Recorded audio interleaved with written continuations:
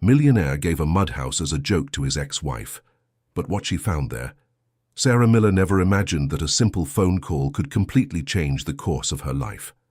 After 2 years facing the difficulties of divorce, she struggled to maintain her dignity while raising her 2 young children in a rented apartment in the suburbs of Austin. It was then that her ex-husband's lawyer called to inform her that Julian Sterling had decided to fulfill a forgotten clause in the divorce settlement. He was transferring a rural property to her as part of the asset division. Mrs. Miller, Mr. Julian has instructed that the property be transferred immediately to your name, said the lawyer, in a tone that Sarah couldn't decipher as either pity or disdain. All the documents are already prepared. You can pick up the keys tomorrow. Sarah held the phone with trembling hands. A rural property? Julian had never mentioned owning land. During their 15 years of marriage, he had only ever spoken of the luxury apartments and houses he owned in Houston.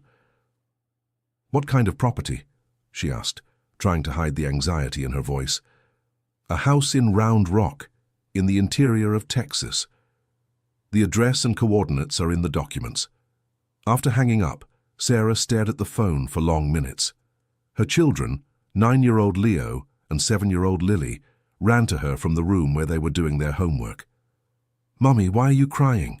asked Lily, tugging at the hem of her mother's blouse. "I'm not crying, sweetheart, it's just... Maybe we're going to take a trip." Leo, always more observant, crossed his thin arms. "A trip to where? We don't even have money to go to the mall." The painful honesty of her son hit Sarah like a stab. It was true. Since the divorce, she had been working as an administrative assistant at a small company, earning little more than minimum wage. The money barely covered rent, food, and the children's basic needs. Julian, on the other hand, had built a business empire in the construction industry. He owned one of the largest construction companies in the Texas interior, with million-dollar contracts spread throughout the state. During the marriage, Sarah had never needed to worry about money. Now every penny was counted and recounted. The next morning, she took a bus to downtown Austin to pick up the property documents. The lawyer's office was in a mirrored building, brutally contrasting with her current reality. In the reception area, she waited over an hour before being seen. When she finally received the papers, her heart raced. The address indicated a remote rural area, more than 2 hours away from the city. There were no photos or descriptions of the property, only geographic coordinates and the land size. 5 hectares. "Can I ask a question?" she said to the lawyer before leaving. "Why did Mr. Julian decide to give me this property now?" The middle-aged man adjusted his glasses and smiled in a way she couldn't interpret. "He said you always dreamed of a life in the country, that it would be perfect for you and the children." Sarah left the office with a strange feeling in her stomach. Julian knew her dreams very well, and living in the country was definitely not one of them. She had always been a city person who liked the practicality of urban life. Why would he be giving her exactly what he knew she didn't want? On the way home, the children bombarded her with questions about the trip. She decided to be honest about what she knew, omitting only her suspicions about her ex-husband's true intentions. "Daddy left a house for us in the country. We're going to take a look this weekend." "A real house?" Lily jumped with joy. "With a yard?" "I don't know yet, sweetheart." "So, let's see." Leo remained silent, but Sarah noticed the spark of hope in his eyes. The boy had asked several times why they couldn't have a house like his father's, with a backyard to play in and space for a dog. On Friday, she got a ride with her co-worker, Bill, who had family in the countryside and often made the trip to the Round Rock area. Bill was a simple man in his 50s, divorced and father of 2 grown children. He always showed sympathy for her situation. "Sarah, I don't want to discourage you, but I've been through this area a few times," he said, as he drove down the highway. "It's pretty remote, you know. Not much commerce around." "I know it might be a simple place, Bill. I just want to see the condition of the property before making any decision." The children were in the back seat, excited by the rural landscape unfolding outside the windows. Lily pointed at every cow or horse that appeared in the pastures, while Leo watched everything in silence, absorbing every detail of the new reality before them. As they moved away from the city, the road became narrower and rougher. Signs indicated small rural communities with names Sarah had never heard: Hope Valley, Flower Creek, Blue Ridge. Her cell phone began to gradually lose signal. "We're getting close," announced Bill, checking the GPS that was also starting to fail. According to the coordinates, it should be around here. They turned onto a dirt road that wound between small rural properties.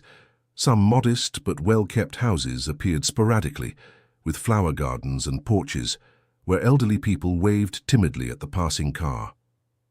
"There," pointed Sarah, seeing a wooden gate that matched the number on the documents. Bill parked the car in front of the property entrance. Sarah got out and opened the gate, which creaked loudly, showing it hadn't been used in a long time. The dirt path leading to the building was overgrown with tall weeds and full of potholes. Dear listener, if you're enjoying the story, please take a moment to like and especially subscribe to the channel. It really helps us who are just starting out. Now continuing. When they finally saw the house, Sarah felt her legs go weak. Before her stood an adobe structure that looked more like a ruin than a dwelling. The tile roof was partially collapsed, with holes that let the sky show through. The mud walls had deep cracks and stains of moisture. Window frames without glass were like empty eyes staring into the void. "Mom, is this where we're going to live?" asked Lily in a small voice. Leo was absolutely silent, but Sarah saw tears forming in his eyes. Bill got out of the car and walked over to her, placing a protective hand on her shoulder. "Sarah, I'm so sorry. What a son of a—" He stopped himself, looking at the children. "What a cruel person." The reality hit her like a bucket of cold water. Julian hadn't given her a property out of generosity or remorse. That was his final revenge, his way of humiliating her one last time. He knew she didn't have the resources to renovate or even sell that ruin. It was his way of saying she didn't deserve anything better. "Mommy, can we leave?" asked Leo, pulling her hand. Sarah took a deep breath, trying to control her emotions. She couldn't fall apart in front of her children. Not there. Not like that. "No," she said with a firmness that surprised even herself. "We're going in and taking a look inside." "Sarah, I don't think it's safe," warned Bill. "These walls could collapse." "Just a quick look." She walked to the front door of the house. The wood was warped and had termite holes, but it still held in place. With some effort, she managed to open it. The inside of the house smelled of mold and abandonment. The cement floor had cracks, and in some spots had given way, forming small holes. A thick layer of dust covered everything, and spiderwebs hanging from the ceiling swayed with the breeze coming through the openings in the walls. The house had 3 main rooms: a large living room at the entrance, a bedroom in the back, and a rudimentary kitchen with a stone sink and a rusty wood-burning stove. A small bathroom completed the structure, but there were no signs of working electrical or plumbing installations. "At least there's space," murmured Sarah, trying to find something positive in the situation. Lily explored the environment with childlike curiosity, touching everything she found. Her ability to adapt always surprised Sarah. Leo, on the other hand, remained glued to her, clearly frightened by the environment. "Mum, is there no light?" he asked. "No, son, there isn't." "And a bathroom?" "There is, but different from what we're used to." When they left the house, Bill was waiting for them, leaning against the car, talking on the phone. Upon seeing them, he quickly ended the call. "So? It's exactly what it looks like," replied Sarah. "An abandoned house in the middle of nowhere. Look, Sarah, my cousin lives about 10 kilometers from here. I called her, and she said she knows this property. Do you want us to stop by to talk with her before heading back?" Sarah looked at her children.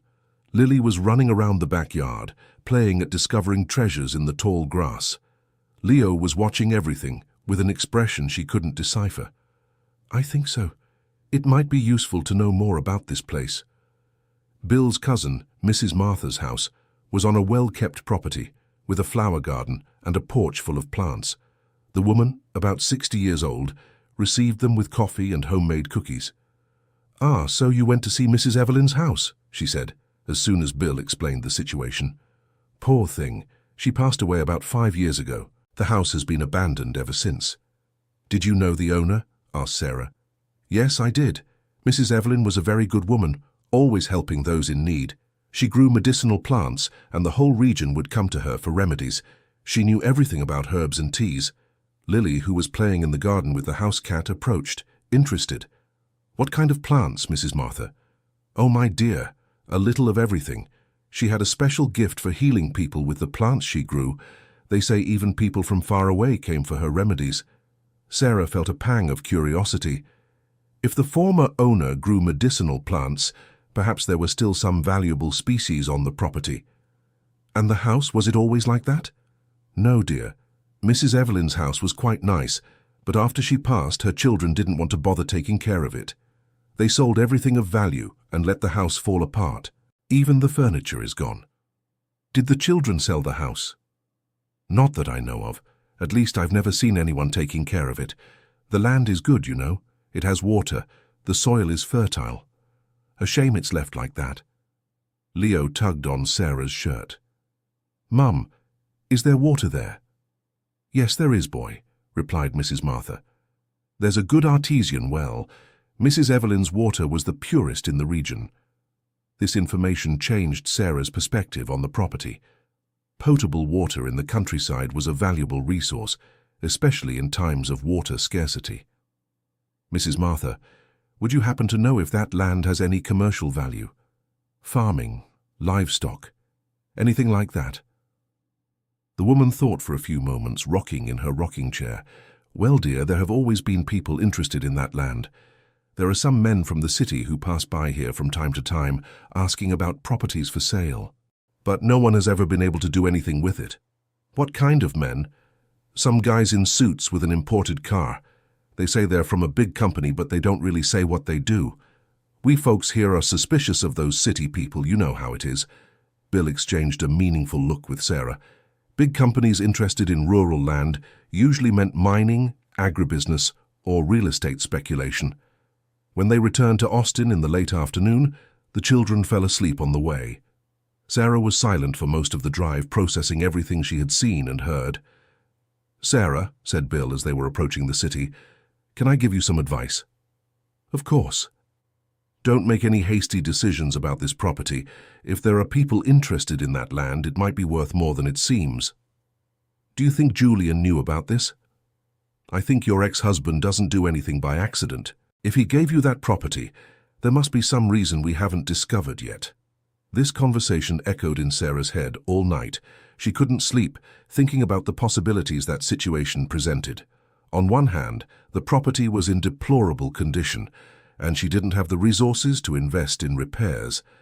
On the other, Mrs. Martha's information suggested there might be hidden value in that land. On Saturday morning, she decided to do some internet research about the region and about medicinal plants. What she discovered surprised her. The Round Rock region had ideal climate conditions for growing several species of rare plants with medicinal properties. Some of them were exported to pharmaceutical laboratories for considerable sums. "Mum, are you going back to that house?" asked Leo during breakfast. "I'm thinking about it, son." "I liked it there," said Lily, smearing her face with jelly. "It was like an adventure." "Adventure?" asked Leo incredulously. "That place was falling apart. But there was a magic well and medicine plants. Mrs. Martha said the old lady who lived there cured everyone."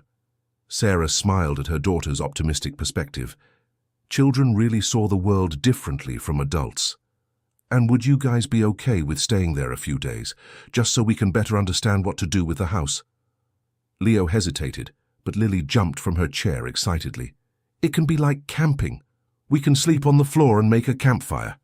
"I don't know if it's a good idea, Mom," said Leo. "What if it rains? What if dangerous animals show up?" "We'll figure it out, Leo. It could be an interesting experience for all of us."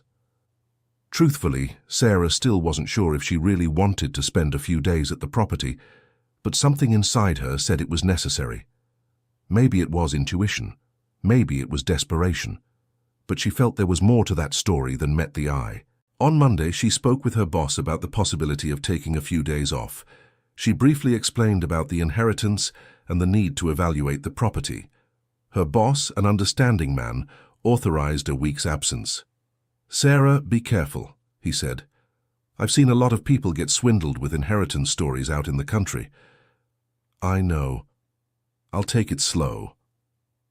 On Tuesday, she went to the supermarket to buy basic supplies for a few days: rice, beans, pasta, canned goods, water, a flashlight, candles, matches, and cleaning products. She also bought 2 inflatable mattresses and sleeping bags. Bill offered to take them again, but this time she refused. She had decided to rent a car for a few days, even though it represented a significant expense on her tight budget. "Mom, are you sure?" asked Leo as she loaded the bags into the rented car. "I am, son. We need to understand what to do with that property. And who knows, it might be a good opportunity for all of us." The trip to the property on Wednesday was calmer than the previous one. The children were less anxious and more prepared for what they would find. Sarah had explained the conditions of the house better, and they knew it would be an experience unlike anything they had ever lived. When they arrived at the property, the house seemed even more dilapidated under the harsh midday light. But this time, Sarah was determined to look beyond the appearance. The first step was to clear a space in the main room where they could sleep. The children helped by removing debris and sweeping the floor. Lily found some objects left by the previous occupants: a wooden spoon, a cracked clay pot, and some dried seeds. "What are these little seeds?" she asked. Sarah examined the seeds. They looked old, but some still appeared viable for planting. "I don't know, sweetheart. Maybe they're from the plants Mrs. Martha talked about." Leo was exploring the backyard when he shouted from outside, "Mum, come see this." She ran out, fearing he had found something dangerous. Instead, Leo was standing in front of a small stone wall that marked what had once been a vegetable garden. "Look, there are plants growing here." Indeed, even after years of neglect, some plants had survived and spread naturally across the land. Sarah recognized mint, lemon balm, and other common herbs, but there were also several species she couldn't identify. "And the well is over there." Lily pointed to a circular stone structure a few meters from the house. Sarah walked to the well and looked inside. The water was crystal clear, reflecting the blue sky like a natural mirror. She tasted a little of the water with her hand and found it pure and tasty, exactly as Mrs. Martha had described. "At least we have good water," she said to the children. For the rest of the afternoon, they explored the entire property. The land was larger than Sarah had imagined, with flat areas suitable for cultivation and a small hill that offered a panoramic view of the region. At night, they had a simple meal by candlelight and settled into their sleeping bags. Lily fell asleep quickly, exhausted by the day's adventure. Leo stayed awake, talking quietly with his mother. "Mom, why did Dad give us this house?" "I don't know yet, son. Maybe he thinks it's a good place for us." "But the house is broken." "It is. But houses can be fixed, Leo." "And are you going to fix it?" Sarah stayed silent for a few seconds before answering. "I'll try, son. I'll try." During the night, she was awakened by strange noises coming from the walls. They sounded like scratches or the footsteps of small animals. She got up quietly to investigate, but found nothing except for some rats that ran away when she turned on the flashlight. On Thursday morning, they went to Mrs. Martha's house to ask for some practical information about life in the region. The woman welcomed them again with coffee and homemade cake. "So, you really stayed there?" she asked, impressed. "Brave." "It was an interesting experience," Sarah replied. "Mrs. Martha, would you happen to know where I could find information about the plants Mrs. Evelyn used to grow?" "Oh, yes. She left some notebooks with notes about the plants. But I think they're with her daughter, who lives in Georgetown." "Do you have her contact?" "Yes, I do. Mrs. Susan, a very helpful lady." Mrs. Martha wrote the phone number on a piece of paper and handed it to Sarah. "And about the men who used to come asking about the lands?" "Oh, they still show up from time to time. Just last week one came by wanting to know if I was interested in selling my property." "And what do they offer?" "Cash, but well below market value. Folks around here suspect they know something we don't." Leo was playing in the backyard when he asked, "Mrs. Martha, is there a school nearby?" "Yes, there is, young man. The public school is about 5 kilometers from here. There's a school bus that goes by all the properties." Lily got excited by the information. "So we could live here and go to school here?" "You could," the woman replied, "but you'd have to fix up the house first, right?" Back at the property, Sarah called Mrs. Susan using Bill's cell phone, which had better signal in the area. "Hello, Mrs. Susan. This is Sarah Miller. Mrs. Martha gave me your number. I'm at the property that belonged to your mother, Mrs. Evelyn." "Oh, wonderful. Finally, someone will look after Mom's house. She would be happy knowing there are children playing in the backyard again." "Actually, I wanted to talk to you about the plants your mother used to grow.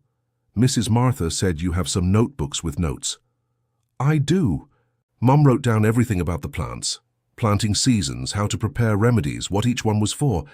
They're incredibly precious notebooks. Would you be interested in lending them to me to take a look? I could come to Georgetown." "Of course. Even better. How about if I bring the notebooks there this weekend? It's been a while since I visited Mom's house." The meeting was set for Saturday. Sarah spent Friday organizing the house space better and doing a deeper clean. The children helped enthusiastically, turning the work into a kind of game. Leo discovered a small shed at the back of the property where he found some old tools, hose, watering cans, clay pots, and other gardening materials. Lily got excited about the idea of planting the seeds she had found. "Mom, can we make a vegetable garden?" "We can try, sweetheart." On Saturday afternoon, Mrs. Susan arrived, driving a small car and carrying a box full of notebooks. She was a woman of about 40, friendly and nostalgic. "Wow, how different the house looks," she said, entering the living room. "Mom would be happy seeing children here again." She opened the box and showed the notebooks to Sarah. There were at least 10 school notebooks, all filled with careful handwriting and plant illustrations. "Mom kept notes for over 30 years, explained Susan. "Here are remedy recipes, planting calendars, descriptions of each plant's properties." Sarah leafed through some notebooks and was impressed by the wealth of information. Mrs. Evelyn had created a true manual of medicinal plants, with details that rivaled technical books on the subject. Your mother was an expert. She was. She learned everything from her grandmother, who learned from her great-grandmother. It was knowledge passed down from generation to generation. And do these plants still exist on the property? Some do. Mom always said plants don't die easily when they're grown with care. They stay hidden, waiting for someone to care for them again. Lily approached, interested. Was the old lady like a good witch? Susan laughed at the comparison. "You could say that, sweetie. Mom had a special gift for healing people." Leo, always practical, asked, "And these plants, did anyone buy them from her?" "Yes, they did. Mom sold extracts and ointments to natural pharmacies all over the region.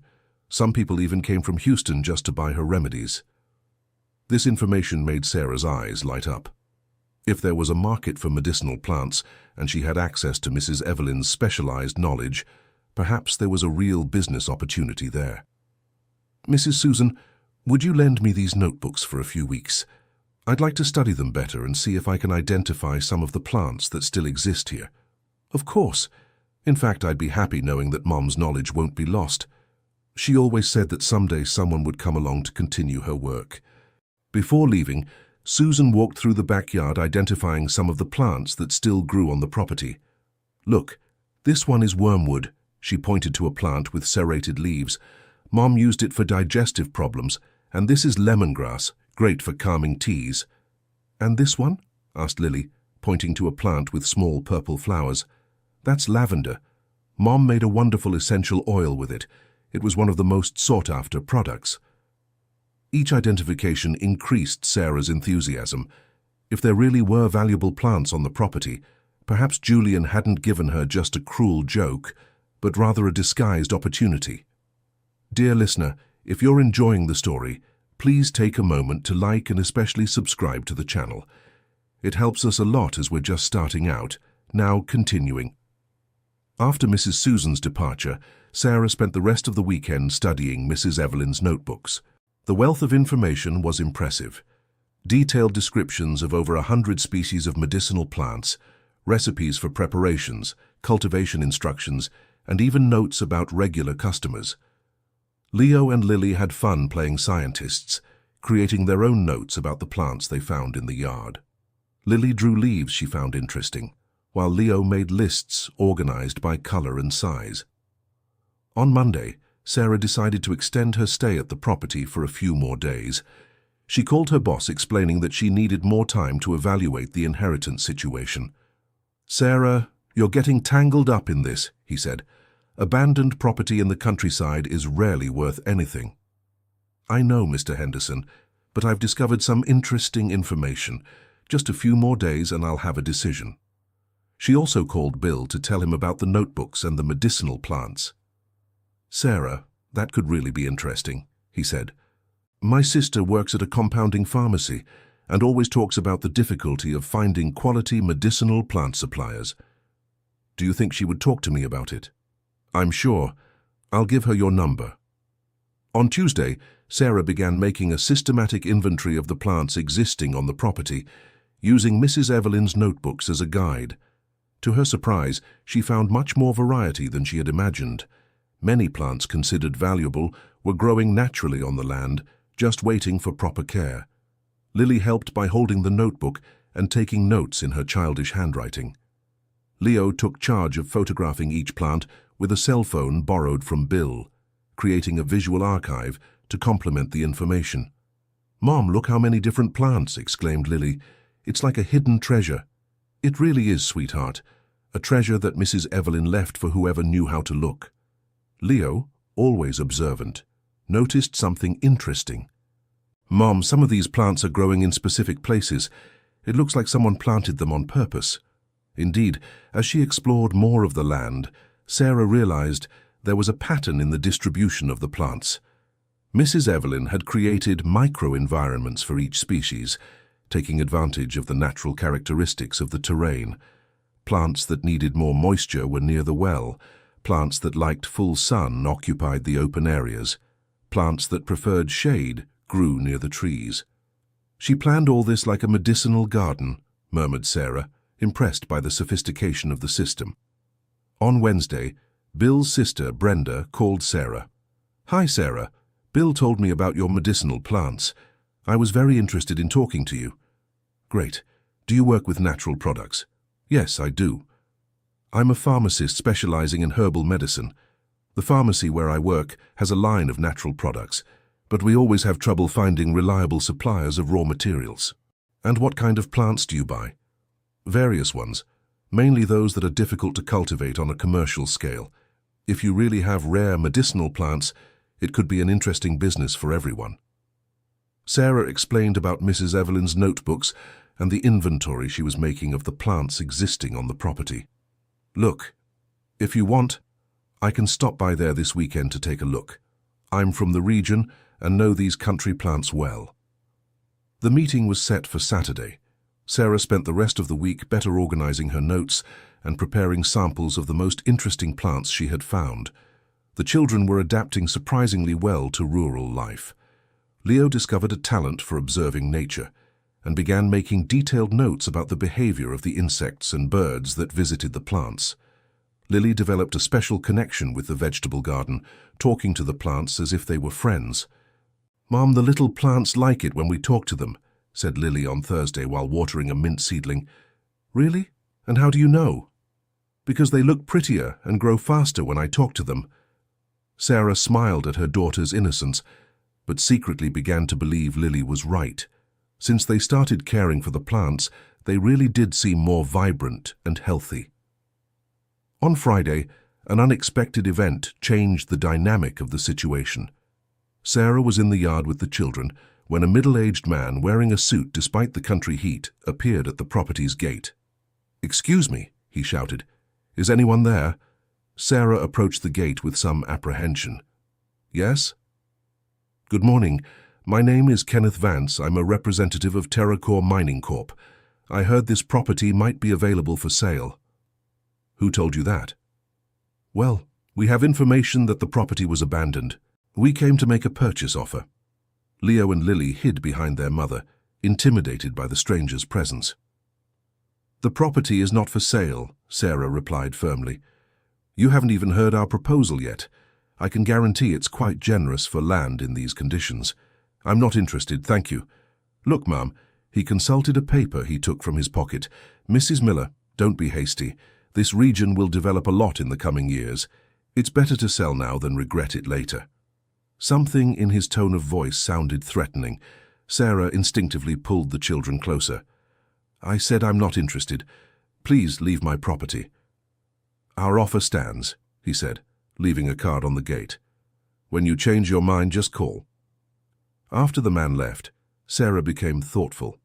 His insistence confirmed Mrs. Martha's suspicions about companies' interest in that region. But why would an agro-minerals company be specifically interested in that land? Leo, who had paid attention to the whole conversation, asked, "Mom, why does that man want to buy our house?" "I don't know yet, son, but something tells me this property is worth more than we imagine." That night, she studied the property papers she had received from the lawyer more carefully. Besides the basic deeds, there were old documents she hadn't examined thoroughly before. Among the papers, she found a geological report dated 20 years ago. The document, a bit technical for her understanding, mentioned the existence of significant mineral resources in the region's subsoil. There were also handwritten notes that appeared to be from Julian, with calculations and observations about values and economic potential. "So that's it," she murmured. "Julian knows exactly what's here." The discovery completely changed her perspective on the property. Julian hadn't given her that land as a cruel joke, but as a test. He wanted to see if she would be smart enough to discover the property's real value. But why would he do that? And why not exploit the resources himself? The answers to those questions would have to wait. For now, she had an important meeting scheduled for the next day with the pharmacist Brenda. On Saturday morning, Brenda arrived driving a pickup truck and bringing equipment for plant analysis. She was a woman of about 50, with a competent appearance and a practical way of speaking. "So these are the famous Evelyn's Choice plants," she said, examining the notebooks. "My grandmother used to talk about her, said she was the best herbalist in the region." "Do you know these plants?" "I know several, and I can tell you that you have some very valuable species here." Brenda spent the entire morning examining the plants, collecting samples, and making technical notes. Her excitement grew with each new discovery. "Sarah, you have no idea what you have here," she finally said. "Some of these plants are extremely rare. This one here, for example," she pointed to a small tree near the well, "is genuine cat's claw. It's worth a fortune in the pharmaceutical market." "How much is it worth?" "It depends on the quality and preparation method, but it can reach $200 per kilo of dried extract." Lily, who was following the conversation, was impressed. "The plant is worth $200. Not just that one, my dear. You have a real treasure trove of medicinal plants here." Leo, always practical, asked, "And can we make money from this?" "Yes, you can, young man. If it's well planned, it can bring in good money." Brenda explained to Sarah how the medicinal plant market worked. There was constant demand from compounding pharmacies, herbal laboratories, and even natural cosmetics companies. The difficulty was finding reliable suppliers who produced quality plants. "The problem is that most growers don't have technical knowledge," she explained. "They plant anything any which way, and then want to sell it for the same price as a premium product. And what would be needed to do this right? First, correctly identify all the species you have. Second, learn the proper cultivation and harvesting techniques. Third, obtain quality certifications. And fourth, establish solid commercial partnerships. It sounds complicated. It's labor-intensive, but not impossible. And you have a huge advantage, Mrs. Evelyn's notebooks. That knowledge is worth more than any university course on the subject." Brenda offered to help Sarah through the process in exchange for priority supply to the pharmacy where she worked. "I can teach you extraction and preparation techniques. In return, you guarantee me exclusive supply of certain species that are hard to find." It was a tempting proposal. Sarah would have specialized mentorship and a guaranteed client for her products. "Can I think about it for a few days?" "Of course, but don't take too long. The medicinal plant market is growing fast. The early bird gets the worm." After Brenda left, Sarah spent the rest of Saturday talking with the children about the possibility of moving to the property permanently. "Would you be up for living here and starting a new life?" Lily jumped for joy. "Yes, I want to take care of the magic little plants." Leo was more thoughtful. "What about school? And our friends in Austin?" "There's a school here in the area, and you'll make new friends. It could be an interesting adventure for all of us." "But the house is all broken down," Leo observed. "We'll fix it little by little, son. With the money we earn from the plants, we'll renovate the house." Leo thought for a few moments before answering. Okay, but I want my own room when the house is ready. Sarah laughed at her son's condition. Deal. On Sunday, she made the final decision. They would return to Austin only to organize the move. In 2 weeks, they would be living permanently on the property. The decision wasn't easy. It meant leaving the security of a steady job, even if poorly paid, to bet on an uncertain business. But something inside her said it was time to take a risk. When she called Bill to tell him about the decision, he was worried. "Sarah, are you sure about this? It's a very big risk, especially with the children." "I know, Bill, but I feel it's the opportunity of a lifetime. If I don't try now, I'll regret it forever. And if it doesn't work out? If it doesn't work out, at least I'll know I tried. I'd rather fail trying than spend the rest of my life wondering what if." On Monday, she informed her boss she was resigning. "Sarah, have you lost your mind?" said Mr. Henderson. "Leaving a job to go plant weeds in the countryside?" "They're not weeds, Mr. Henderson. They're medicinal plants. There's a guaranteed market." "Guaranteed market where? Who guarantees it?" She explained about the conversation with Brenda and the commercial potential of the plants. "Look, even if you're right, it will take months to see any money from this business. How will you survive until then?" It was a pertinent question. Sarah had calculated that her savings would cover 2 or 3 months of basic expenses. After that, she would depend completely on the success of the plant business. "I'll figure it out, Mr. Henderson. I have to try." "Well, if you change your mind, you can come back. I'll keep your position open for a few months." The boss's generosity moved her. It was comforting to know there was a safety net, even though she intended not to need it. During the week, she organized the entire move. She sold the furniture that wouldn't fit in the rural house, cancelled urban service contracts, and arranged for the children's transfer to the municipal school in Round Rock. Leo and Lily followed the preparations with a mix of excitement and anxiety. It was a radical change in their lives, but they trusted their mother's decisions. On Thursday, Julian called her for the first time since they had officially separated. "Sarah, I heard you're planning to move to the property in Round Rock." "Heard from whom?" "That doesn't matter. I want to know if you understood what I intend with this." "Honestly, Julian, I no longer know what you intend with anything. The property has potential. If you're smart, you can turn it into a decent source of income." "And why didn't you do that before?" Julian was silent for a few seconds. "Because I don't have the time or patience for that kind of business. My strength is in construction, not agriculture." "Then why didn't you sell the property?" "Because it belonged to my mother.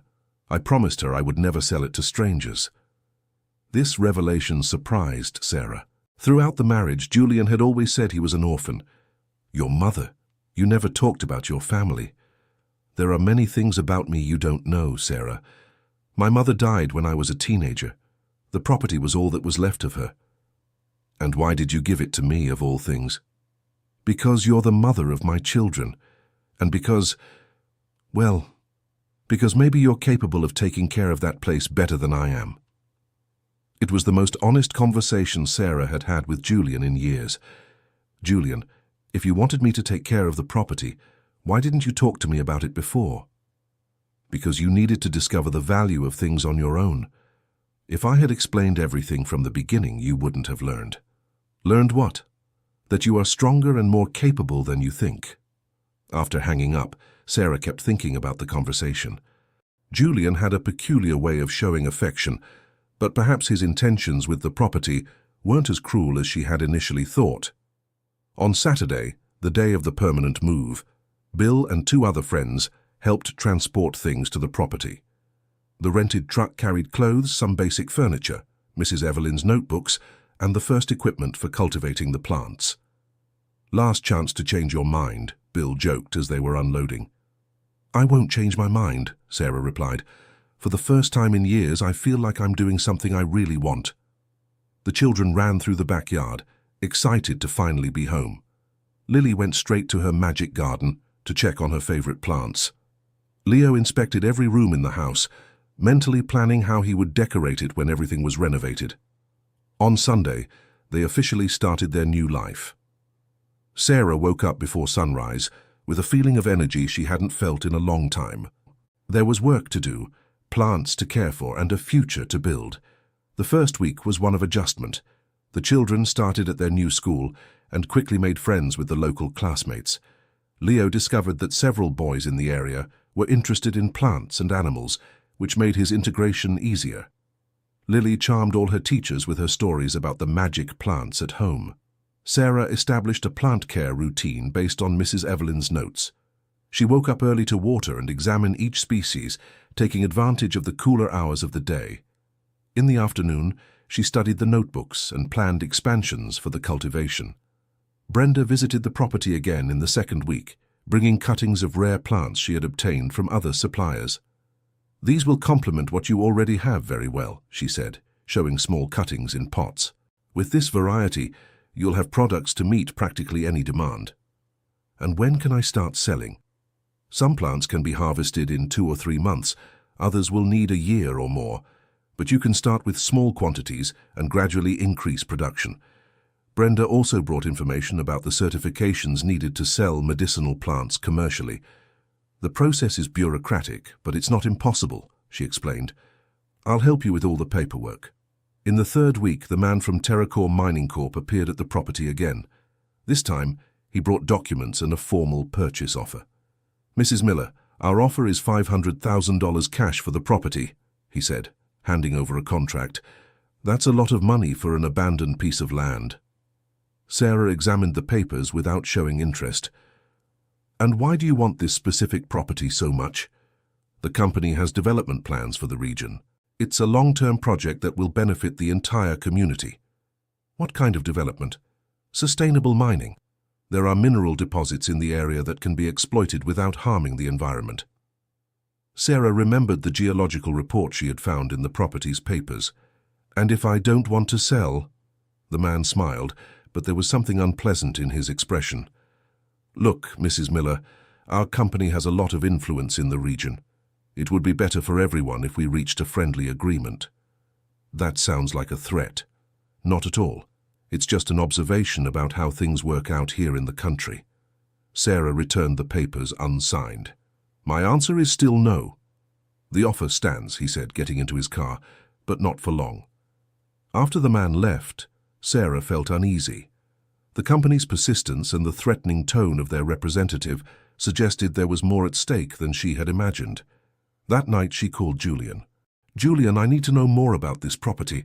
A company is pushing to buy it, and I need to understand why." "Which company?" "Terracore Mining Corp. They talk about sustainable mining."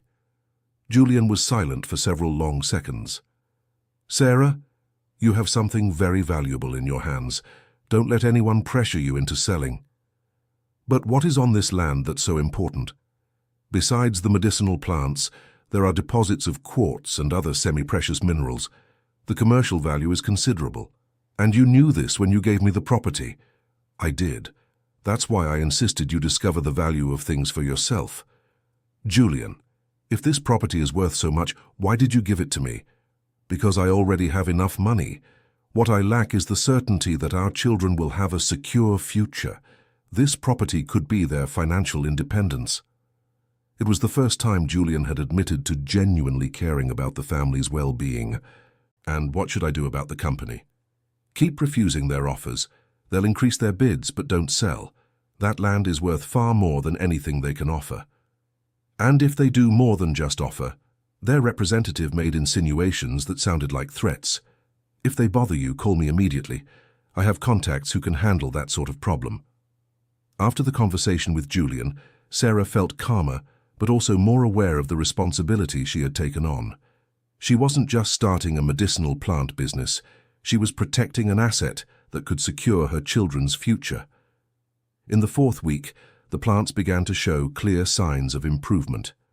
The constant care and the knowledge gained from Mrs. Evelyn's notebooks were yielding visible results.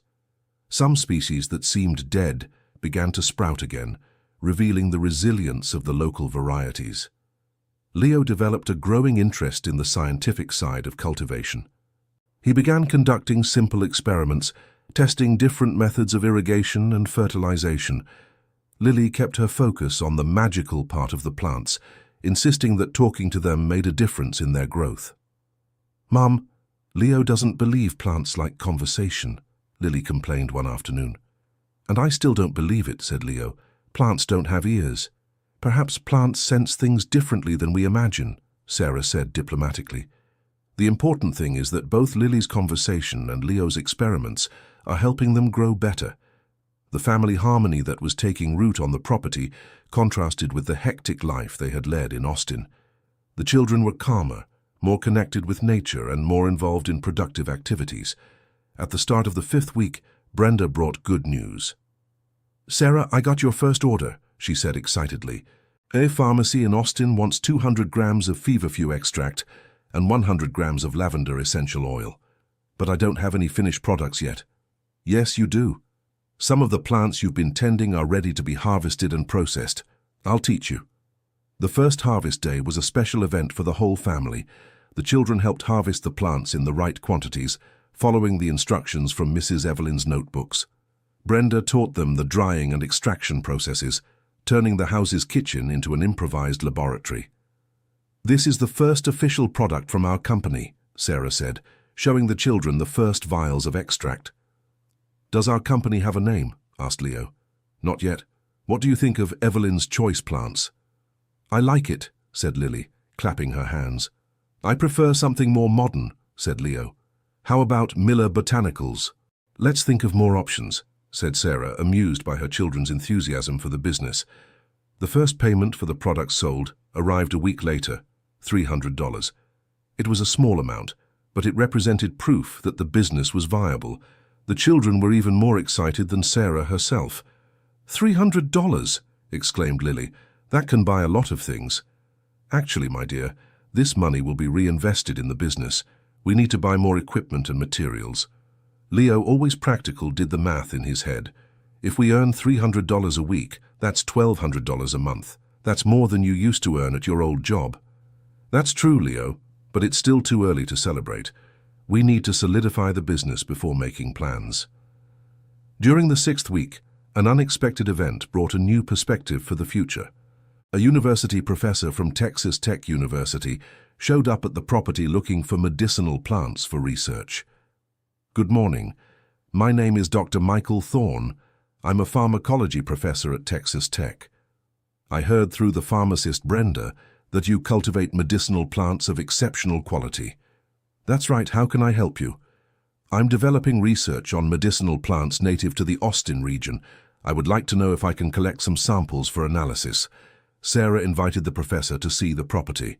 When he saw Mrs. Evelyn's notebooks and the cultivation system being implemented, he was impressed. "This is extraordinary knowledge," he said, flipping through the notebooks. "Much more complete than many academic books on the subject." Mrs. Evelyn was an expert, without a doubt. "And you are applying these techniques?" "I'm trying. With Brenda's help, I'm learning the business side." The professor spent the whole afternoon examining the plants and talking with Sarah about the property's potential. "Look, I have a proposal that might interest you," he said before leaving. "The university has a partnership program with rural producers. We can offer technical and scientific support in exchange for access to the plants for research." "What kind of support?" "Free laboratory analyses, specialized technical guidance, and even the possibility of funding for production expansion." "And what does the university get from this?" "Access to quality plants for our research, data on traditional cultivation techniques, and perhaps we'll discover new active principles with pharmacological potential."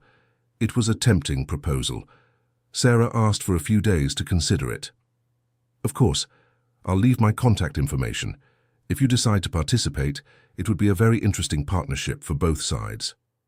That night, Sarah discussed the proposal with the children. Leo was excited about the possibility of scientists studying their plants.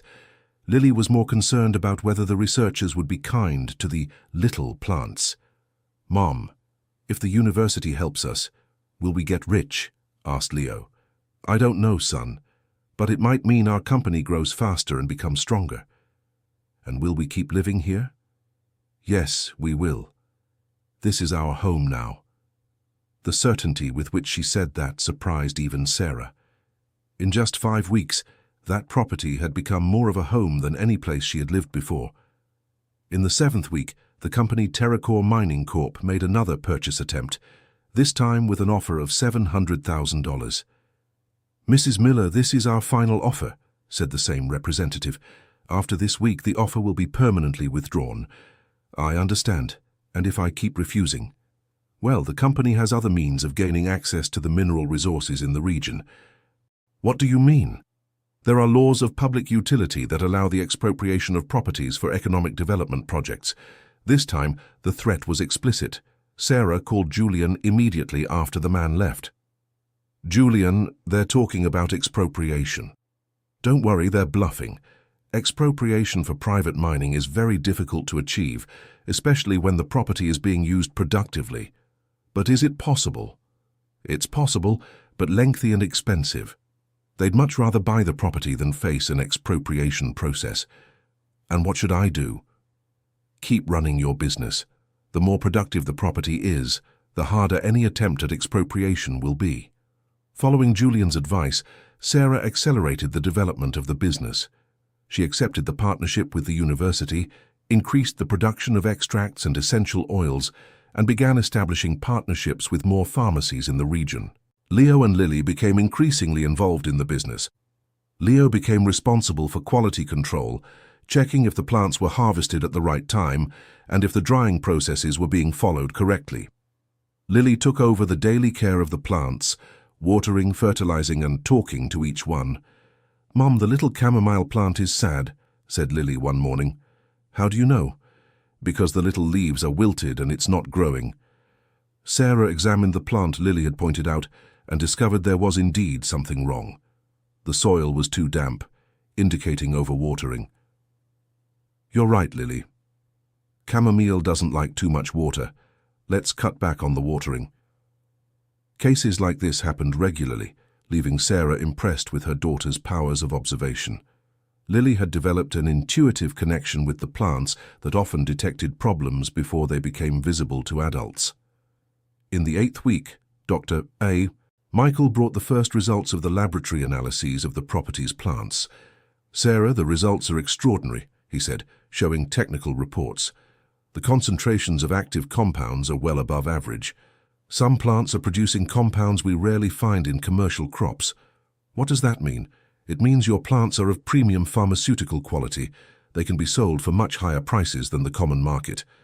"And why are they so special?" "Several reasons. The soil in this region has a unique mineral composition. The microclimate is ideal for these species. And most importantly, Mrs. Evelyn's cultivation techniques respect the plant's natural cycle." The professor explained that industrially cultivated medicinal plants often lost potency due to rushed harvesting and excessive use of chemical fertilizers. Mrs. Evelyn knew intuitively what modern science is discovering, that medicinal plants need time and care to fully develop their active compounds. With this scientific validation, Sarah felt more confident to expand the business. Brenda introduced her to a network of pharmacies specializing in natural products, and the university professor recommended pharmaceutical laboratories interested in superior quality raw materials. By the end of the 8th week, the business's monthly income had surpassed $2,000, double what she earned in her previous job. "We're on the right track," she told the children during dinner. "Our business is growing." "And when are we going to renovate the house?" asked Leo. "Soon, son. When we have a cash reserve for emergencies, we'll start the renovation." Lily, always the dreamer, asked, "Mum, when our house is beautiful, will Daddy want to live here too?" The question caught Sarah off guard. The children still held on to hope for their parents' reconciliation, despite all the changes. "I don't know, my love. Daddy has his life in the city."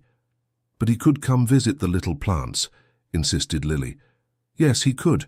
And he'll be very proud to see how well you're taking care of everything here." In the 9th week, Mrs. Martha appeared at the property, bringing her teenage granddaughter. "Sarah, I came to introduce my granddaughter, Sophie. She's doing a school project on medicinal plants and wanted to talk to you." Sophie was a 15-year-old girl, shy but interested in the subject. My grandma says you're continuing Mrs. Evelyn's work, she said. I'm trying, replied Sarah. Would you like to see the plantation? During the visit, Sophie showed surprising knowledge about medicinal plants. My great-grandmother also grew plants, she explained. She taught me a few things before she passed. Leo, who had approached to listen to the conversation, became interested in the girl. You know these plants? Some of them, yes. My great-grandmother said every plant has its personality and its own way of growing best. Lily got excited by this information. It's true. I always talk to the little plants and they like it. The three young people spent the afternoon exploring the plantation and exchanging knowledge. Sarah watched from afar, pleased to see that the interest in medicinal plants was being passed on to a new generation. Mrs. Sarah, said Sophie before leaving, can I come here other times to learn more? Of course, you'll always be welcome. After Mrs. Martha and Sophie left, Leo commented, Mum, Sophie knows a lot about plants. It's true, and it's good to have friends who are interested in the same things you are. Lily, with her characteristic innocence, asked, Mum, did Leo like Sophie? Leo turned red and ran off, making Lily and Sarah laugh. In the 10th week, the business faced its first serious setback. A batch of extracts was rejected by a pharmacy because the concentration of active ingredients was lower than expected. What could have happened? Asked Sarah to Brenda. Several things. Maybe the plant was harvested at the wrong time, or the drying process wasn't adequate, or there was contamination during storage. It was an important lesson about the importance of strict quality control. Sarah reviewed all the processes, comparing them with Mrs. Evelyn's notes to identify where she had failed. I think I know what happened, said Leo after examining the notebooks. Mrs. Evelyn always harvested this plant early in the morning, but we harvested it in the afternoon. Could that make a difference? She noted here that the concentration of essential oils is higher in the morning, before the sun's heat. Leo's observation was correct. Mrs. Evelyn had meticulously documented the best harvest times for each species, taking into account factors like air humidity, temperature, and moon phase. We need to be more rigorous with these details, said Sarah. The quality of our products depends on following Mrs. Evelyn's instructions exactly. From then on, they established stricter production protocols. Leo became the guardian of the harvest schedules. Lily remained responsible for the daily care of the plants, and Sarah focused on processing and sales. Dear listener, if you're enjoying the story, please take a moment to leave a like and especially subscribe to the channel. It helps us a lot as we're just starting out. Now continuing. In the 11th week, Julian made his first visit to the property since Sarah and the children had moved. He arrived driving a simple car, different from the luxury cars he usually drove. "Daddy!" shouted the children, running to hug him. Julian seemed genuinely moved to see his children. Sarah observed the reunion from a certain distance, still unsure how to behave with her ex-husband. "So this is the famous medicinal plants business," he said, looking around the property. "Want to see?" asked Lily, pulling her father's hand. Julian spent the entire afternoon listening to the children explain about the plants, the cultivation processes, and the first commercial successes. Sarah was impressed with the knowledge Leo and Lily had gained in just 2 months. "You know a lot about this," said Julian, genuinely impressed. "Mom taught us everything," said Leo proudly. "And the little plants are our friends," added Lily. When the children went out to play, Julian approached Sarah. "They seem happy here." "They are. It was the best decision I've made in a long time." "And the business? Is it working out?" "It's growing, slowly but steadily." Julian looked around, noticing the improvements that had been made to the property. "You managed to see the potential I couldn't explain. Why didn't you tell me from the start?" "Because you needed to discover it for yourself. If I had told you everything, you would have doubted it or been too afraid to try." "And if it hadn't worked out?" "It would have. I knew you better than you knew yourself. I always knew you were capable of great things when you found the right path." It was the most honest conversation they had had in years of their relationship. "Julian, why didn't our marriage work if you really know me so well?" "Because at the time I was obsessed with building my business empire. I didn't have the time or patience for relationships. You and the children deserve someone more present. And now? Now I'm trying to be a better father, and who knows, a better friend to you too. It wasn't a declaration of love or a request for reconciliation, but it was a start of constructive dialogue. The children missed you. I missed them too, and I missed you too, Sarah. When Julian left in the late afternoon, he left behind a lighter atmosphere among everyone. The children were radiant with the visit and their father's promises to return soon. "Mum, Dad liked our plants," observed Lily. "Yes, he did. He was proud of your work." "And is he really coming back?" asked Leo. "He promised, didn't he? And Dad always keeps his promises." In the 12th week, the business received an unexpected boost.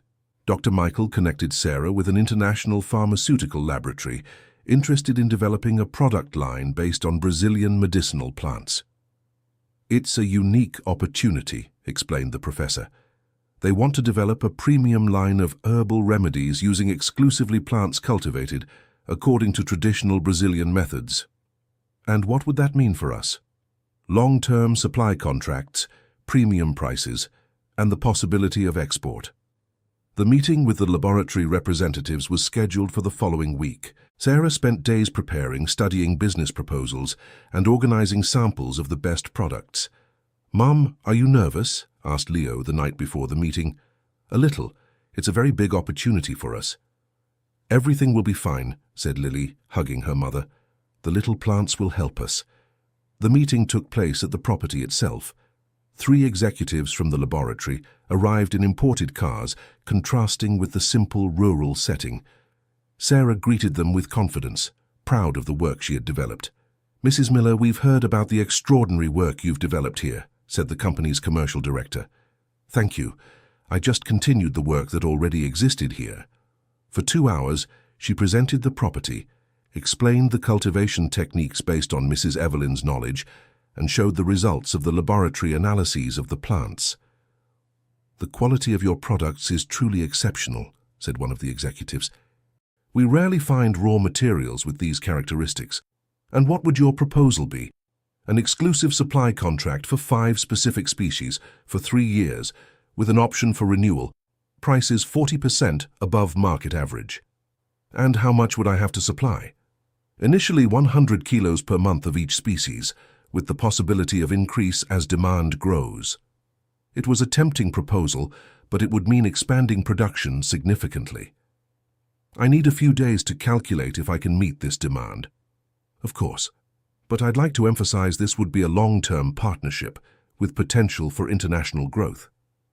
After the executives left, Sarah sat down with the children to discuss the proposal.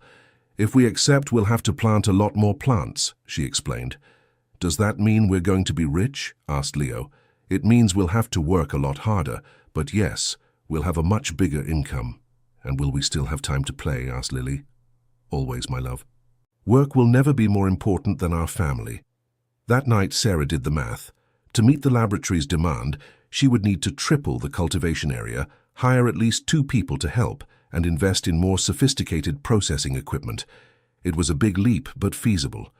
With the resources she would obtain from the contract, she could finance the entire expansion. The next morning, she called the laboratory to accept the proposal. "Excellent decision, Mrs. Miller. Our legal department will prepare the contracts." "When would we start?" "In 3 months. That will give you time to organize the production expansion." It was 3 months to transform a family business into a serious commercial operation. Sarah knew it would be intense, but she also knew it was the opportunity she had dreamed of. During the following weeks, the property turned into a construction site. Sarah hired 2 local workers to help expand the cultivation area. Bill started visiting her regularly on weekends, helping with the heavier work. Leo and Lily adapted well to the changes, taking on greater responsibilities in caring for the existing plants, while the adults focused on the expansion. "It looks like we're building a real farm," observed Leo one afternoon. "It is a real farm, son, and you are the youngest farmers I know." Lily created her own system to track the growth of the new seedlings, giving each one a name and making drawings that illustrated their progress. Mum, little Rosie grew 2 centimeters this week, she reported, showing her notebook. Who is little Rosie? It's that little rose-hip seedling we planted near the well. The children's ability to personalize and connect emotionally with the plants continued to surprise Sarah. At the same time, they were developing solid technical knowledge about agriculture. In the 16th week, the first piece of industrial processing equipment arrived, an electric dehydrator that would allow them to dry large quantities of plants while maintaining quality. "It's like a giant oven for the plants," exclaimed Lily when they saw the equipment being installed. "Actually, it's better than an oven," explained Brenda, who was helping with the installation. "It controls the temperature exactly so we don't lose the active compounds." Leo was fascinated by the equipment's digital controls. "Can I learn to operate it?" "Of course," said Sarah, "but always with adult supervision." The dehydrator represented a milestone in the professionalization of the business. Now they could process plants on a commercial scale while maintaining the quality standards required by the International Laboratory. In the 17th week, TerraCore Mining Corp made its final attempt to purchase the property. This time they sent the regional director himself, a 50-year-old man who tried a more sophisticated approach. "Mrs. Miller, I'm Rogerio Almeida, regional director of TerraCore Mining Corp. I came personally to discuss our proposal. I've said many times I'm not interested in selling. I understand your position, but I'd like to present a different proposal. How about a partnership?" "How so?" "You keep the property and continue with your plant business. We only explore the subsoil without interfering with the surface activities." It was a more sophisticated proposal than the previous ones, but Sarah was suspicious of the implications.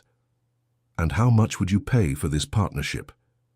10% of the mining profits plus a fixed $100,000 annually. "And for how long?" 20 years renewable." Sarah asked for a few days to consider, but she already knew what her answer would be. Julian had been clear about the value of the minerals in the subsoil, and she suspected that 10% was far less than the property was really worth.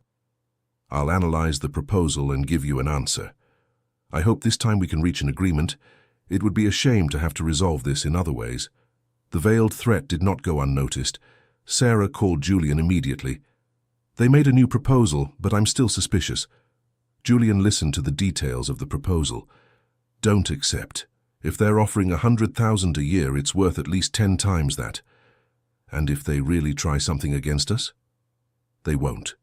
Now that you have a contract with an international lab, any attempt to interfere with the property will draw too much attention. They'd rather look for easier lands to exploit." Julian's confidence reassured her. She was beginning to realize that her ex-husband truly cared about her and the children's well-being. In the 18th week, the first seedlings from the expansion began to show signs of healthy growth. It was thrilling to see hectares of once empty land transform into organized rows of medicinal plants. Leo had become an expert in identifying plant pests and diseases. Lily maintained her special talent for detecting plants that weren't developing well. Together, they formed an efficient quality control team. "Mom, I think I found the problem in Area 3, said Leo one morning. "What problem?" "The chamomile plants have yellowing leaves. It could be too much water or a lack of some nutrient." Leo was right. A review of the irrigation system revealed that area was receiving too much water. "How did you notice that?" asked Sarah. "I started writing down everything I see that's different. When the same thing happens several times, there's usually a pattern." The analytical ability Leo was developing impressed all the adults working on the property. In the 19th week, Sophie, Mrs. Martha's granddaughter, began visiting the property regularly to help with the plants. She had finished her school project on medicinal plants and developed a genuine interest in the subject. "Can I work here on weekends?" she asked Sarah. "Of course. We always need help. And you have family knowledge about plants." Sophie's arrival changed the property's dynamics. Leo found someone of a similar age to share his scientific interest in plants. Lily gained an older sister who taught her techniques she had learned from her great-grandmother. "Sophie knows how to make a tea that cures stomach aches," Lily said excitedly. "Is that true?" asked Sarah. "Yes, it is. My great-grandmother taught me. It's a tea of 3 different plants and you have to make it in a special way. The traditional knowledge that Sophie brought perfectly complemented the documented knowledge in Mrs. Evelyn's notebooks. In the 20th week, the first shipment of seedlings imported by the International Laboratory arrived. They were exotic species that the laboratory wanted to test on American soil, taking advantage of the property's unique climatic conditions. These plants are native to Asia, explained the technician who brought the seedlings. We want to see if they adapt to your climate and maintain the same medicinal properties. It was a risky experiment, but if it worked, it would add extremely rare species to the property's portfolio. Leo was put in charge of monitoring the development of the exotic seedlings, documenting each stage of growth. Lily, with her intuition for plants, helped detect when any seedling wasn't adapting well. "This one is missing its homeland," said Lily, pointing to a seedling that was wilting. "How do you know?" asked Sophie. "Because it's sad. I'll talk to it and explain that this is good land too." However innocent Lily's method was, she was often correct in diagnosing problematic plants. In the 21st week, Julian made his second visit to the property. This time, he brought construction equipment to help with the house renovation. "It's time for you to have a proper home," he said, unloading materials from the truck. "Julian, you don't have to—" "Yes, I do. The children deserve a tidy house. And so do you." For an entire week, Julian worked on renovating the house with the help of 2 masons. The children were excited to see the house transform day after day. "Daddy, are you going to live here with us?" Lily asked directly. "No, sweetheart. Daddy is going to keep living in the city, but I'll come visit you always." "Why can't you live here?" Julian looked at Sarah before answering. "Because Mommy and Daddy are friends now, but we're not husband and wife anymore. And that's okay." It was a simple but honest explanation. The children seemed to accept it well. "At least you'll come visit the little plants," said Lily, resigned. "Yes, I will, and you'll teach me all about them." When the renovation was completed, the house had been completely transformed. Cracked walls were repaired, the roof was completely rebuilt, and the electrical and plumbing systems were modernized. The rustic charm of the adobe construction was maintained, but now it was a comfortable and functional home. "Our house is beautiful," exclaimed Lily, running through the renovated rooms. "Now it really feels like a proper home," said Pedro, testing the light switches. Sarah was moved seeing the completed work. The house wasn't luxurious, but it was cozy and perfectly suited for country life. "Thank you, Julian. You didn't have to do this." "Yes, I did. It was important for me to know you're well taken care of." In the 22nd week, the first shipment of products was sent to the International Laboratory. It consisted of 5 boxes containing extracts, essential oils, and dehydrated plants, representing the result of months of hard work. "This is a historic moment," Sarah told the children as they loaded the boxes onto the truck. "It's our company's first international shipment." "Are our little plants going to travel far away?" asked Lily. "Yes, they are. They're going to help people in other countries feel better." Leo was proud of the label he had created for the products. Evelyn's Legacy Farm, Premium Medicinal Plants. "Mum, I think our company needs a better logo," he said. "Do you have any ideas?" "I can draw something. How about a plant with roots that form a heart?" "I like the idea. Let's work on that." The shipment of the first batch marked the consolidation of the business. From an abandoned property, they had built a commercial operation respected even by international laboratories. In the 23rd week, the first financial results from the international contract arrived. The payment was 3 times greater than all the previous income of the business. "How much money is this?" asked Leo, watching Sarah count the bills. $15,000, she replied, still somewhat incredulous. 15,000. Lily's eyes widened. "That's enough to buy a whole lot of things. Actually, most of it will be reinvested in the business. But yes, we now have a much more stable financial situation." It was the first time since the divorce that Sarah felt truly financially secure. The business had proven to be not only viable, but highly profitable.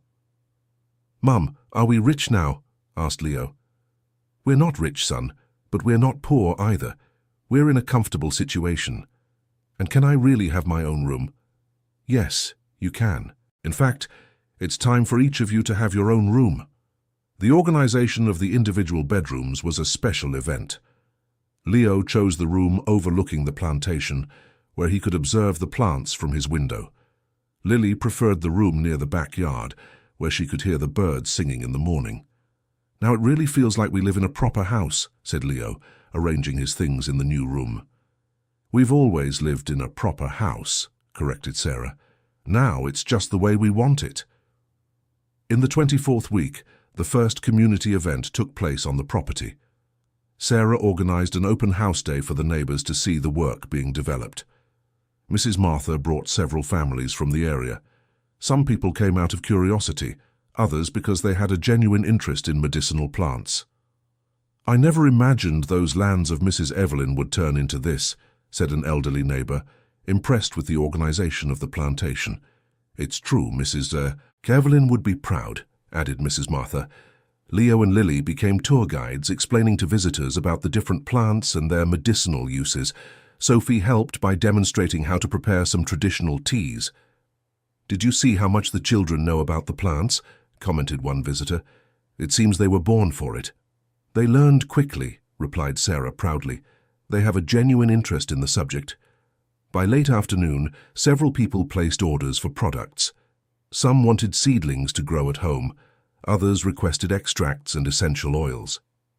I think we could open a small local shop too, suggested Leo. That's a good idea. We can set aside a portion of the production for direct-to-consumer sales. The open house day marked the beginning of the family's definitive integration into the rural community. Sarah realized she had finally found her place in the world. In the 25th week, the company Terracore Mining Corp. Made one final attempt at contact, but this time with a completely different approach. The regional director called Sarah. Mrs. Miller, I'd like to talk about a different possibility for partnership. I'm not interested in mining on my property. Actually, we wanted to propose the opposite.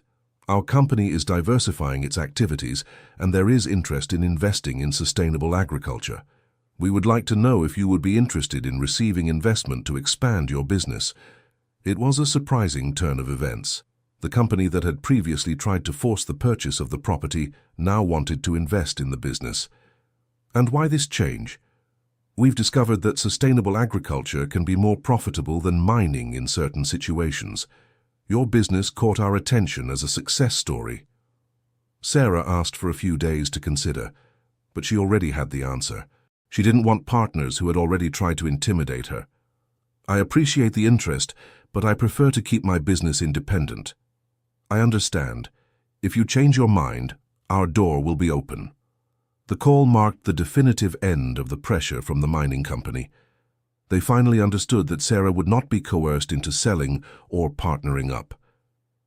In the 26th week, Leo made an important discovery while studying Mrs. Evelyn's notebooks. Mom, I found an interesting note here, he said, showing a specific page. What is it? Mrs. Evelyn wrote about a plant she could never cultivate. It says she knew where to find it in the wild, but couldn't get it to grow at home. What plant is that? She calls it moon tears. It says it's very rare and has exceptional medicinal properties. And where did she find this plant? Here, Leo pointed to a rudimentary drawing in the notebook, in the upper part of our property near the big rocks. Sarah had never fully explored the highest part of the property. It was a rocky area that seemed unproductive for farming. How about we go look for this plant this weekend? We can. Anna got excited. It'll be like a treasure hunt. On Saturday, the whole family climbed the rocky hill looking for the mysterious moon tears. Sophie joined the expedition, bringing knowledge from her great-grandmother about wild plants. My great-grandmother talked about a very rare plant that grew on rocks, she said. She said it only appeared at certain times of the year. After 2 hours of searching, Lily shouted, I found it! I found the moon tears! Between two rocks grew a small plant with silver leaves and tiny white flowers that looked like little droplets. It's exactly like Mrs. Evelyn drew, confirmed Pedro, comparing it to the notebook. Sarah carefully collected some seeds from the plant. following the notebook's instructions on how to propagate the species. "If we can cultivate this plant, it might be our most valuable discovery yet," she said. Back at the house, they prepared a special pot to try to germinate the moon tears seeds. Lily took charge of caring for the pot, talking to the seeds daily to encourage them to sprout. In the 27th week, the moon tears seeds showed the first signs of germination. 2 tiny seedlings emerged from the soil, to the family's general delight. "We did it!" shouted Lily. "The moon tears liked me." Leo meticulously documented each stage of the rare seedling's growth. Sarah contacted Dr. Michael to inform him of the discovery. "Sarah, this is extraordinary," said the professor. "This species is practically extinct in cultivation. If you can develop it, it will be an important contribution to the conservation of American medicinal plants." The International Laboratory also became interested in the rare plant, offering premium prices for future deliveries.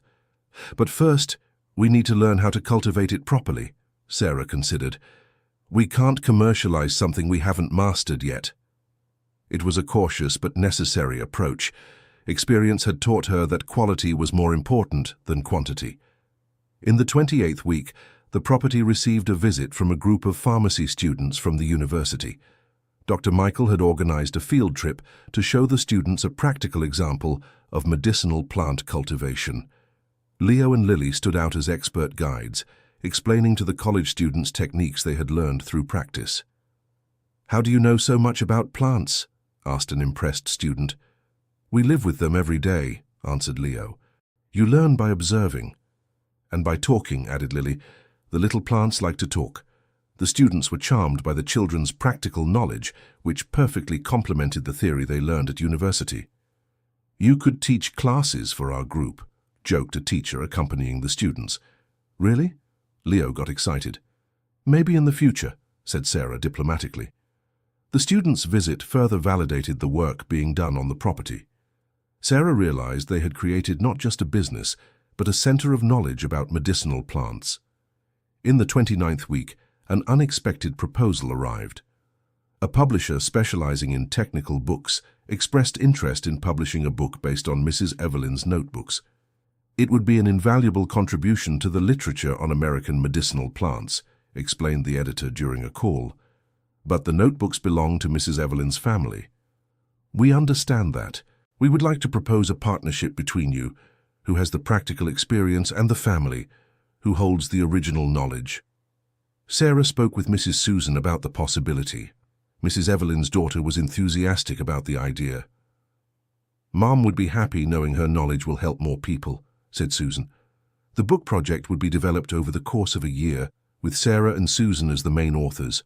Leo and Lily would contribute illustrations and practical observations about plant cultivation. "We're going to write a book," celebrated Lily. "It's true," confirmed Sarah. "You're going to be the youngest authors of a book on medicinal plants." In the 30th week, Julian made his 3rd visit to the property, this time bringing laboratory equipment as a gift. "I thought you could use this equipment to do basic analyses of your products," he said, unloading microscopes, precision scales, and other instruments. "Julian, this must have cost a fortune." "Your success is worth any investment." The children were fascinated with the scientific equipment. Leo immediately began examining plant samples under the microscope, discovering details he had never observed before. "Mom, come see how beautiful the plant cells are," he called. Lily preferred the precision scale, carefully weighing small portions of seeds and leaves. "Now we can measure everything just right, like scientists," she said, proud. The arrival of the laboratory equipment represented another step in the professionalization of the business. Now they could perform more rigorous quality controls and develop new products with greater scientific precision. "Thank you, Julian. This will make a huge difference in our work." "You deserve it, and the children are learning things they'll use for the rest of their lives." During the visit, Julian observed the changes in the children's personalities. "They're more mature," he commented to Sarah. "The responsibility for the plants has helped them grow. They have their own projects, goals to achieve." "And you? Are you happy here?" "Happier than I've been in a long time. I feel like I've finally found my place in the world." I'm glad to hear that.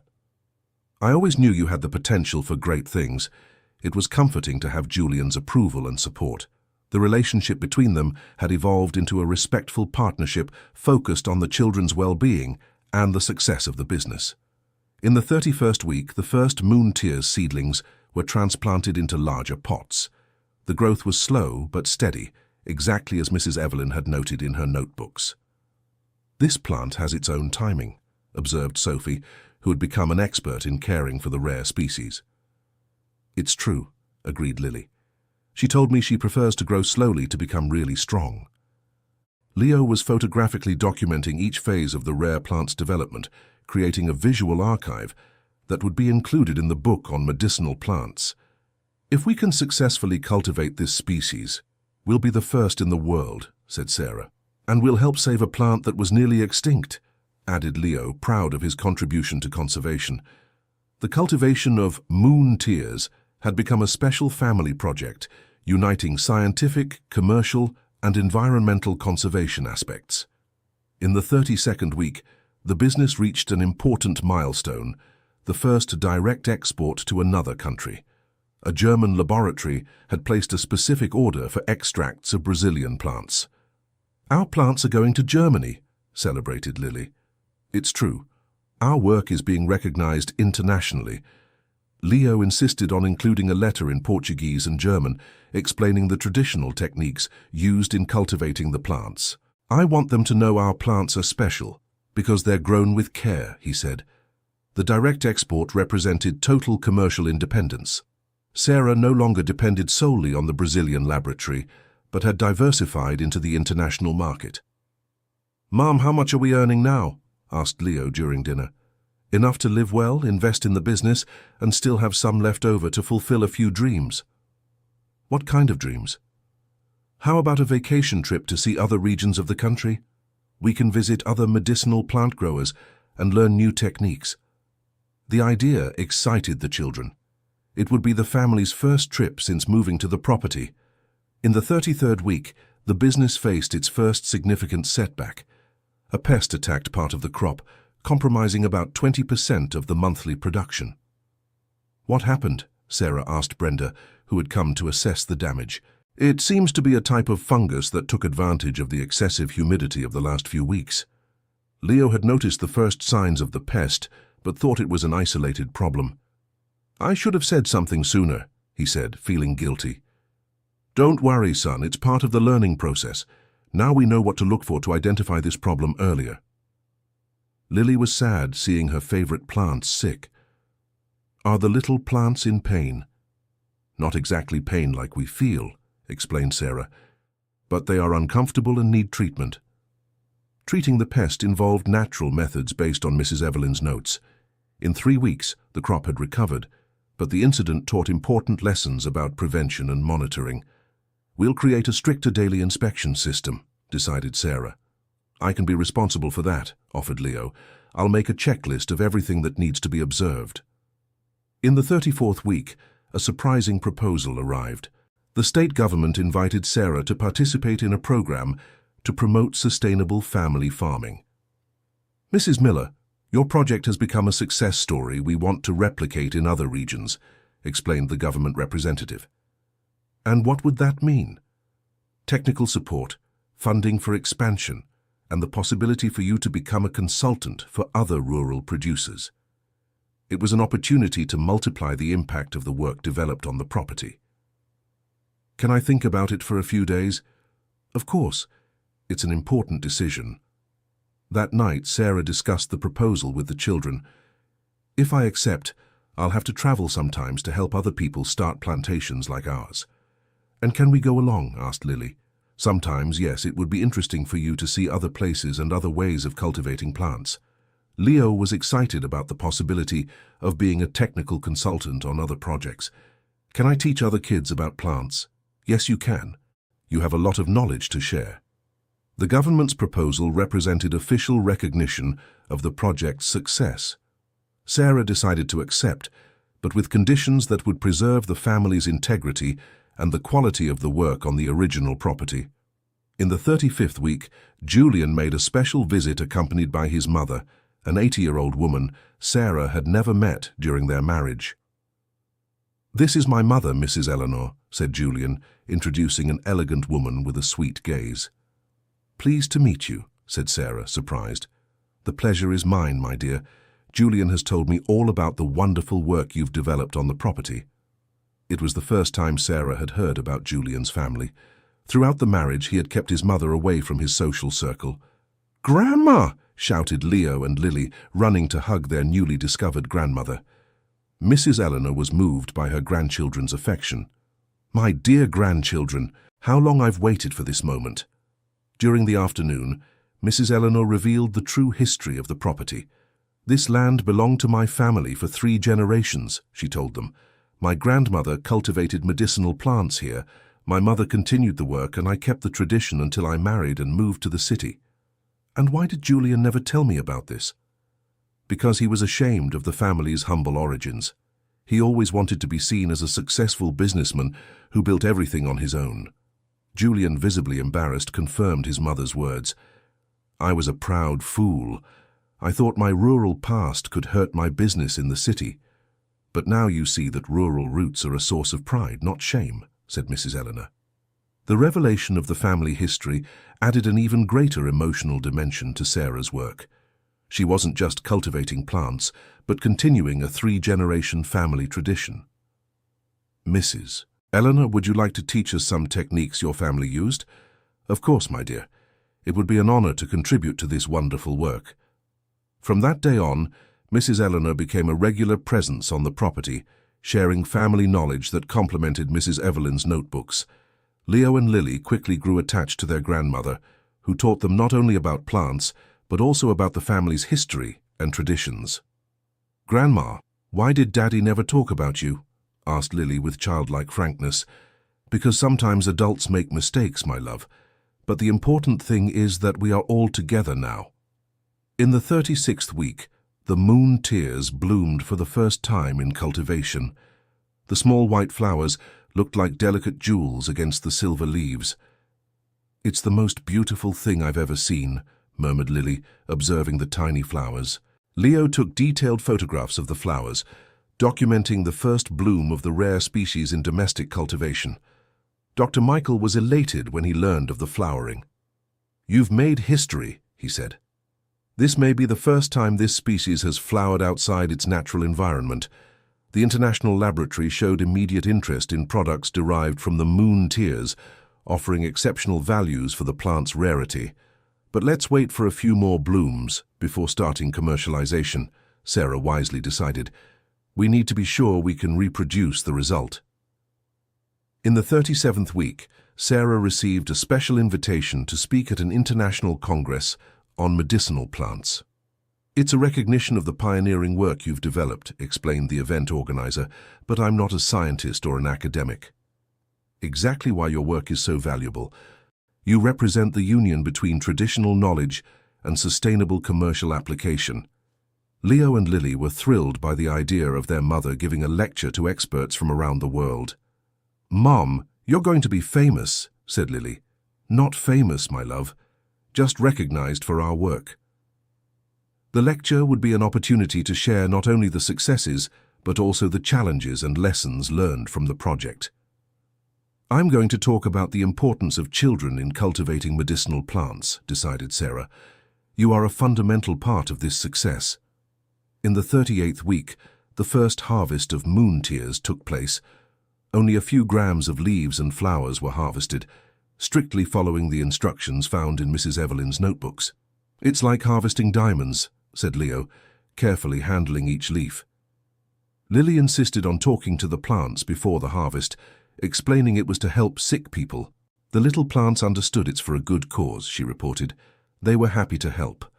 The few grams harvested were processed with extreme care, resulting in a concentrated extract of exceptional value. The German laboratory made a surprising offer for the first grams of the extract, €5,000 for 100 grams. "It's more valuable than gold," exclaimed Leo, doing the math. "It's true," confirmed Sarah. "But remember, it's valuable because it's rare and difficult to produce." In the 39th week, The family took their first study trip, visiting other medicinal plant producers in Minas Gerais. Leo documented everything he saw, comparing different techniques with what they practiced at home. Lily was enchanted by the variety of plants she encountered, making friends with local producers. "Every region has its special plants," she observed. "It's true," agreed Sarah. "But everyone has the same care for plants that we do." The trip expanded the family's perspective on the world of medicinal plants, showing they were part of a national community of conscious producers. In the 40th week, Julian made a surprising decision. He sold his businesses in the city and decided to move to a neighboring property. "I want to be closer to the children," he explained to Sarah. "And your businesses?" "I sold everything. I have enough money to live comfortably for the rest of my life. Now I want to enjoy time with my family." The children were overjoyed at the news that their father would live nearby. "Daddy, are you going to plant too?" asked Lily. "Yes, I am. Maybe not medicinal plants like you, but I want to try sustainable agriculture." Leo was excited about the possibility of working on joint projects with his father. "We can do cultivation experiments on different properties." Julian's move represented the definitive rebuilding of family bonds, now based on mutual respect and shared goals. In the 41st week, Sarah gave her first lecture at the international conference.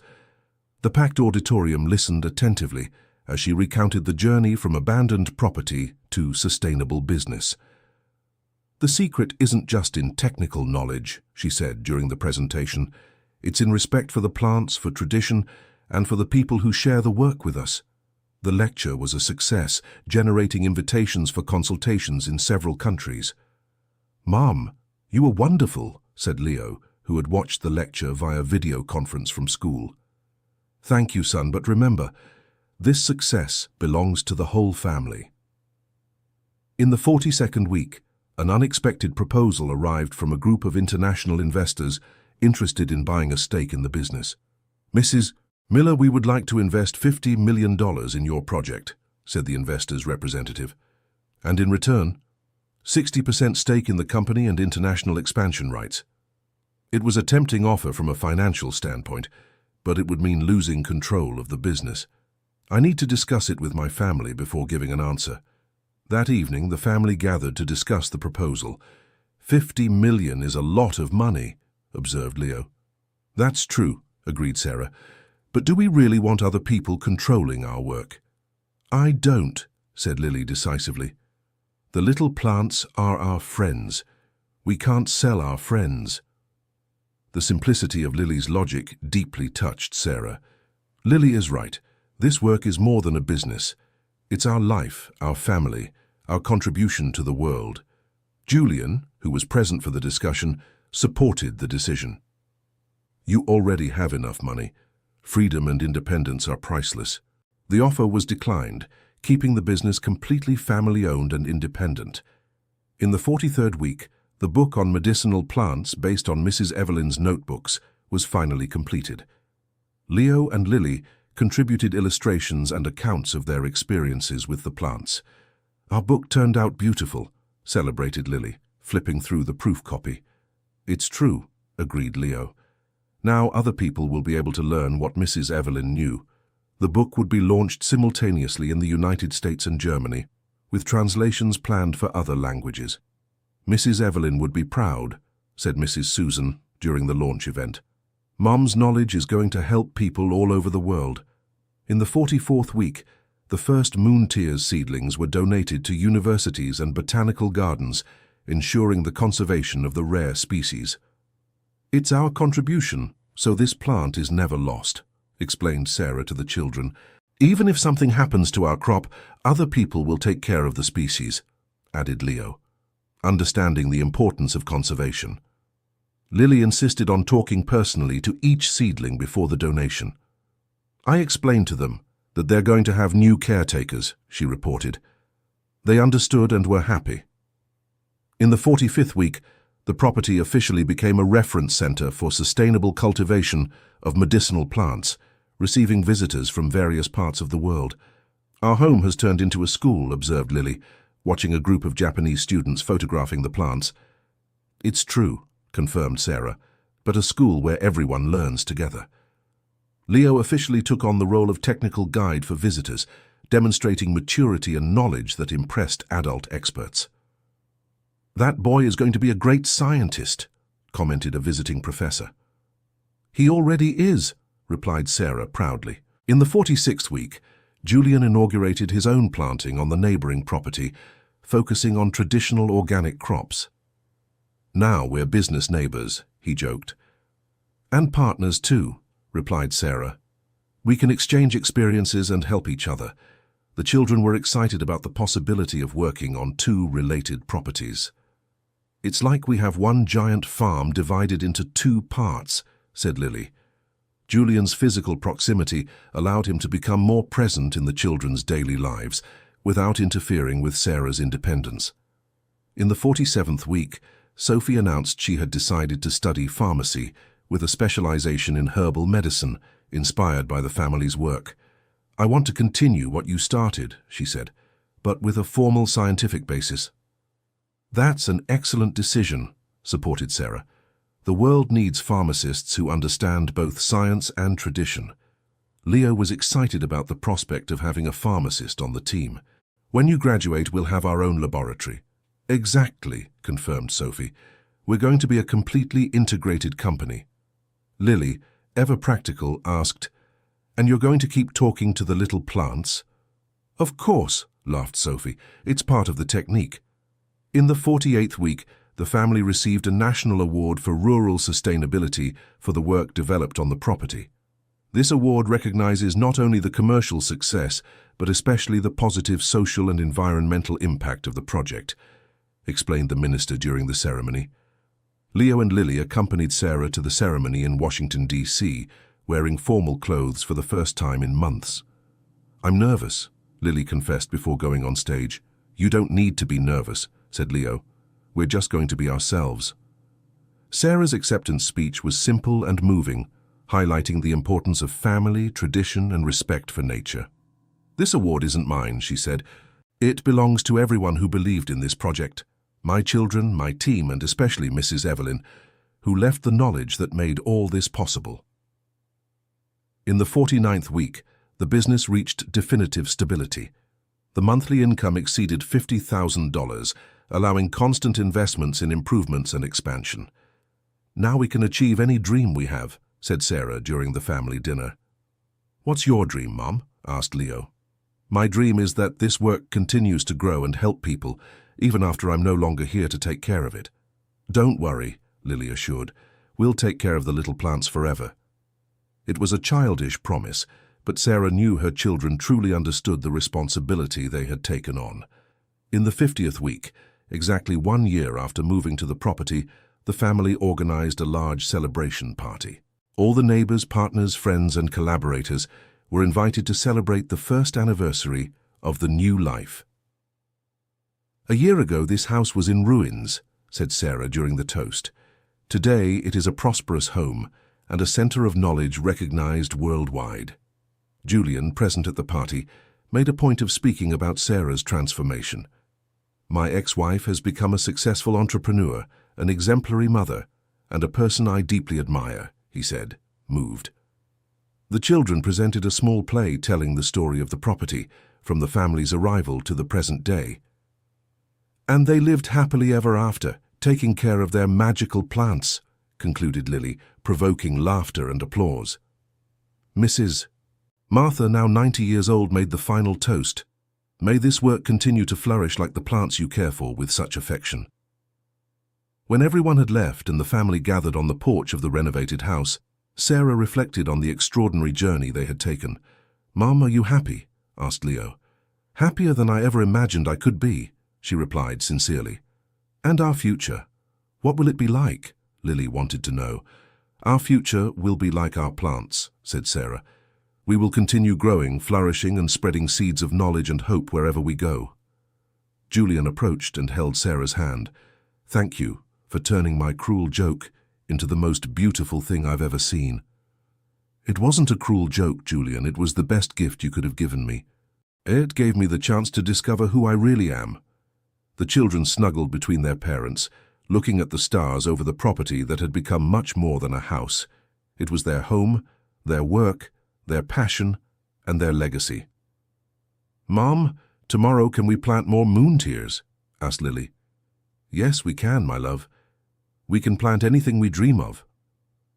And so, under the starry sky of the Texas countryside, a family that had nearly lost itself in the complications of urban life found its true essence by tending to medicinal plants on a property that once seemed like a cruel joke, but revealed itself to be the start of the most important adventure of their lives. End of story. Now tell us what you thought of this moving story. Do you believe Sarah made the right decisions in accepting the challenge of the rural property? Which part of her journey touched you the most? Leave your honest opinion in the comments. If you enjoyed this story of overcoming and new beginnings, don't forget to leave your like and subscribe to the channel so you don't miss other inspiring narratives like this one.